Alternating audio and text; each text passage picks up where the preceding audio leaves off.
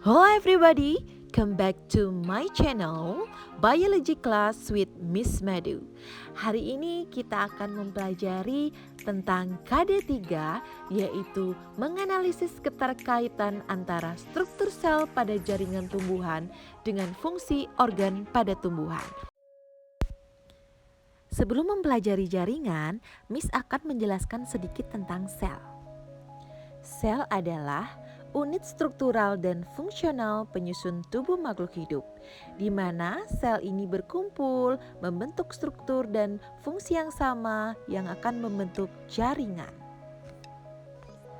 Jaringan ini merupakan sekumpulan sel yang mempunyai struktur, bentuk, fungsi yang sama. Pernahkah kalian mengamati pertumbuhan sebuah pohon? Pernahkah kalian mengamati mengapa pertumbuhan pohon tersebut dia tumbuh tinggi? Nah, silakan simak video pembelajaran ini dan amati gambar pada LKPD. Berdasarkan aktivitas pembelahan sel yang terjadi selama masa pertumbuhan dan perkembangan, jenis jaringan pada tumbuhan dapat dikelompokkan menjadi dua macam, yaitu jaringan meristem dan juga jaringan dewasa atau permanen. Mari kita bahas jaringan meristemnya terlebih dahulu. Jaringan meristem adalah jaringan embrional atau jaringan muda yang sel-selnya selalu aktif melakukan pembelahan. Nah, pertumbuhan pada tumbuhan ini merupakan hasil aktivitas sel-sel meristem. Sifat-sifat yang dimiliki oleh jaringan meristem diantaranya yang pertama disusun oleh sel-sel muda yang aktif membelah, yang kedua tidak memiliki ruang antar sel, yang ketiga selnya itu menyerupai kubus, berdinding tipis, banyak mengandung sitoplasma, dan tidak memiliki vakuola tengah. Jaringan meristem terdapat pada titik-titik tumbuh seperti pada pucuk batang dan ujung akar. Berdasarkan letaknya, jaringan meristem dibedakan menjadi meristem apikal, meristem lateral, dan meristem interkalar. Jaringan yang membantu meningkatkan panjang batang dan akar adalah jaringan meristem apikal. Jaringan ini terletak di ujung batang dan di ujung akar. Dan yang membantu dalam meningkatkan diameter tumbuhan adalah meristem lateral. Jaringan ini terletak pada bagian tepi akar dan juga batang. Bagaimana daun dan cabang dapat tumbuh? Nah, ini adalah peran dari meristem interkalar.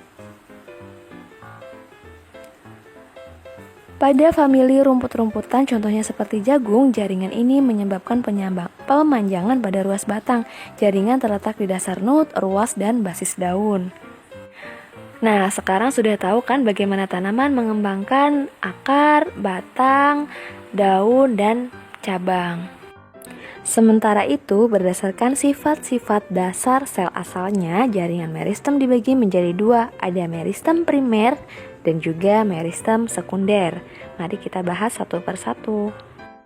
Meristem primer merupakan jaringan meristem pada tumbuhan dewasa yang sel-selnya masih aktif membelah. Umumnya terdapat di ujung batang atau pucuk dan ujung akar.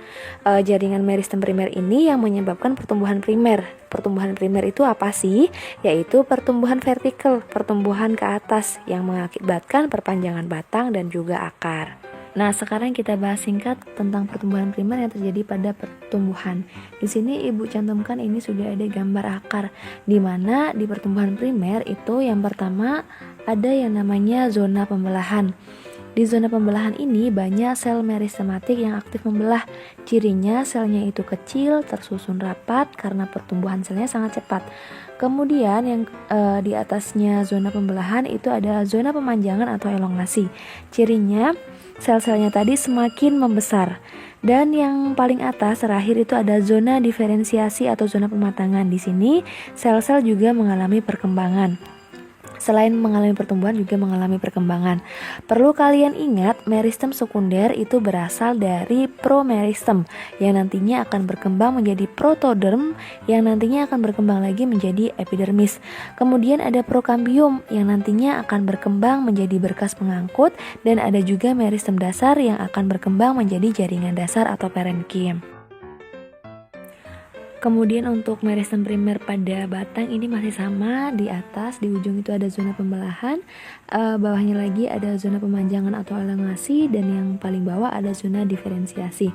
Kemudian untuk letak dari protoderm ini letaknya nanti protodermnya sama akan berkembang menjadi epidermis, kemudian prokambium akan berkembang menjadi berkas pengangkut, ada meristem dasar yang akan berkembang menjadi jaringan dasar atau jaringan parenkim, kemudian ada tunas apikal ini untuk pemanjangan batang fungsinya, dan ada tunas samping yang nanti akan fungsinya untuk menumbuhkan. Yang kedua ada meristem sekunder. Meristem sekunder ini merupakan jaringan yang berasal dari sel-sel dewasa yang mengalami diferensiasi.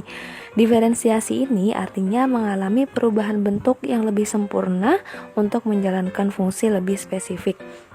Nah, meristem sekunder ini bertanggung jawab terhadap pertumbuhan sekunder yang menyebabkan pertambahan diameter batang dan akar serta pembentukan jaringan pembuluh. Di sini yang menyebabkan pertambahan diameter karena di dalam jaringan sekunder ini ada yang namanya kambium gabus dan juga kambium vaskuler.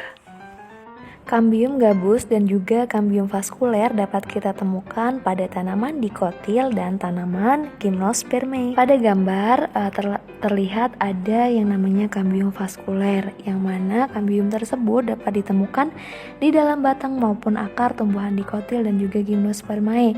Letaknya itu di antara pembuluh angkut, xilem, dan floem. Aktivitas kambium ke arah dalam nantinya akan membentuk pembuluh kayu atau xilem, sedangkan yang ke arah luar itu membentuk pembuluh tapis atau floem. Pada fase pertumbuhan, aktivitas kambium ke arah dalam akan lebih banyak dibandingkan yang ke arah keluar, sehingga kayu pada batang akan lebih tebal dibandingkan daripada kulitnya. Aktivitas dari kambium vaskuler inilah yang nantinya akan membentuk formasi lingkaran tahun. Bisa dilihat pada gambar, di situ ada yang namanya kambium gabus atau velogen. Jadi penebalan pada kayu karena aktivitas kambium vaskuler tadi lama-kelamaan akan menjadi pecah, apalagi jika tanamannya sudah semakin tua. Di sini kambium gabus akan mengambil alih fungsi dari epidermis. Letak kambium gabus jadi dia di bawah epidermis batang dan akar yang sudah tua.